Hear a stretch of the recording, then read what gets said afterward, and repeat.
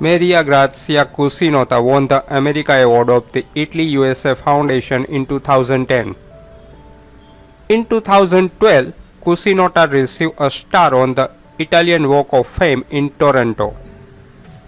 She guest starred in the Soprano episode Isabel as the titular character. She also appeared on Simpson episode The Italian Bob, voicing sideshow Bob's wife Francesca. Viaggio Celebrity presents Top 10 Maria Grazia Cucinotta movies. Number 10. Our Italian Husband 2004. This hilarious romantic comedy starred the ever-popular Brooke Shields as Charlene, the American wife of Vincenzo, a struggling Italian artist who wants to make a name for himself in New York's cutting-edge art scene. Just one problem, he is already married.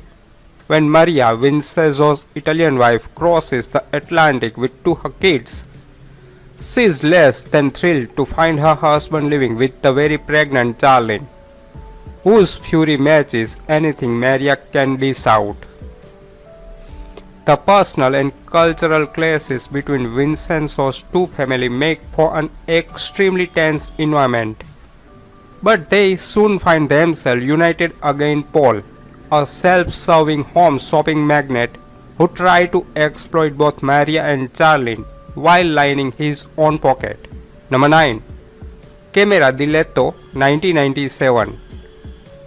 Dario worked as a night watchman in a furniture factory on the Ostia seafront.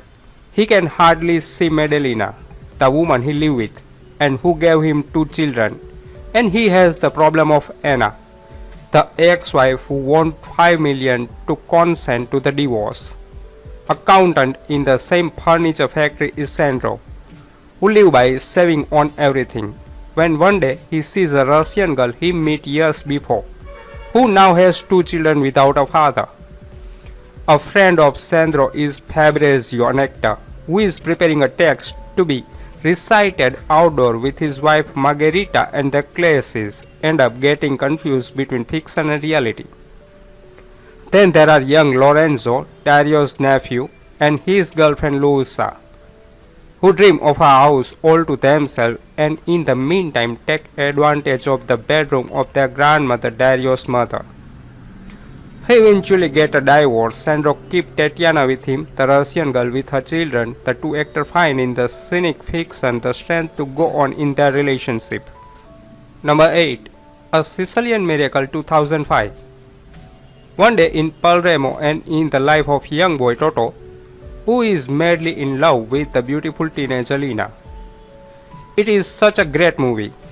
It really shows you how things are going in Palermo. A very nice movie from Babesino, so realistic. Maria Grazia Cucinotta's performance was amazing. Tony Sperando was on his top, just as usual. It is so funny. Shows you the real life of the Italians. I don't know why another Italian member object to the movie. It is really so much interesting. This movie just tell you how things really go in the south of Italy, where there is the mafia and the other gang such as Camorra. Number 7. Uranya 2006. Part coming of age, part social comedy, part nostalgia fest, part farce, but ultimately unsatisfying. So why was a stunningly beautiful woman living in a hut by the sea? And if she is a lady of the night as seems likely, why does she seem to specialize in young teenage boys as clients? And now I think about it, how come no one in the town is the slightest bit offended by her presence, and why don't any of the men in town use her services?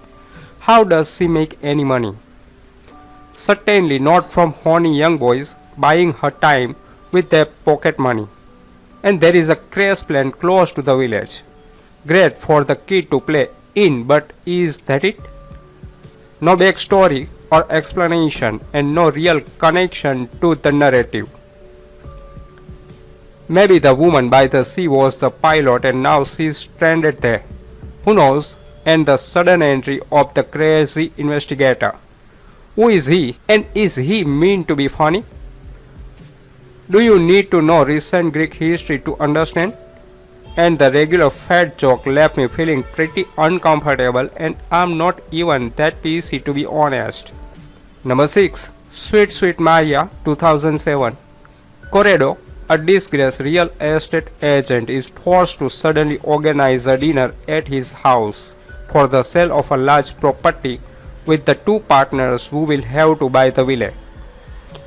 Corrado's wife, very upset and furious with her husband, who won her only at the last moment, tried to organize herself quickly with what she can recover at home, and by mistake ate the content of a small box found at the bottom of the pantry containing apparently normal shredded vegetables, even if with a strange smell, while in reality they are shredded leaves of marijuana, hidden and forgotten by her husband.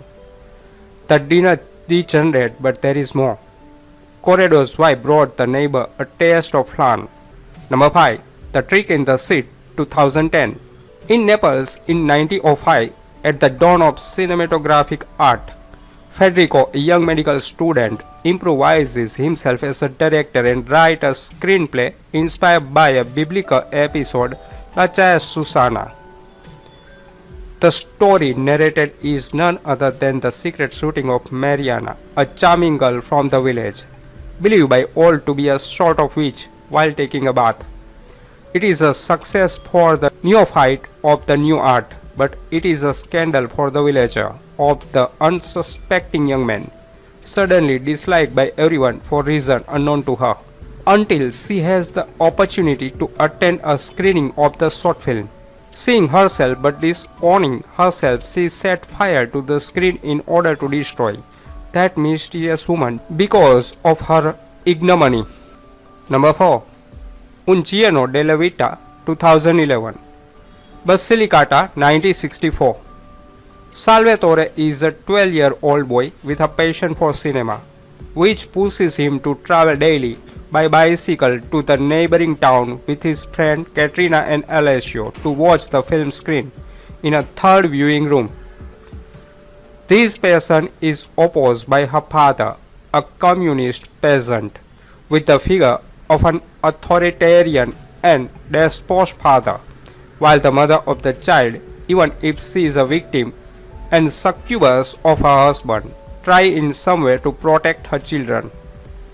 The announcement of the sale of an old 16 projector gives Salvatore the idea of creating a small cinema, but his dream is hampered by the lack of money. So the little one managed to steal from the coffers of the local section of the Communist Party, in which his father is active, the sum collected among the militant to send a delegation to Rome. Number 3. The Decision 1997. Gianluigi is a young, aggressive financial consultant in Roma. He manages a huge amount of money, often without knowing who the owner are. He deposits his profit in Switzerland. He is in touch with the richest person in town. He has no problem with women. Number 2. The Second Wife 1998. Love Stories. Crumb of Italian universe. A father, a more young wife, her daughter, his son, and an interdict feeling. A village from south, nothing new. So the beauty of Maria Grazia Cucinotta is first instrument for create an interesting movie. Then the atmosphere. Number 1. The Postman 1994. Pablo Neruda, the famous Chilean poet, is exiled to a small island for political reasons. On the island, the unemployed son of a poor fisherman is hired as an extra postman due to the huge increase in mail that this causes. The postino is to hand deliver the celebrity's mail to him. Though poorly educated, the postman learned to love poetry and eventually befriend Neruda. Struggling to grow and express himself more fully, he suddenly falls in love and needs Neruda's help and guidance more than ever. Massimo Troisi was so weak that it was only possible for him to work for about an hour each day. Most of his scenes were shot in 1 or 2 takes.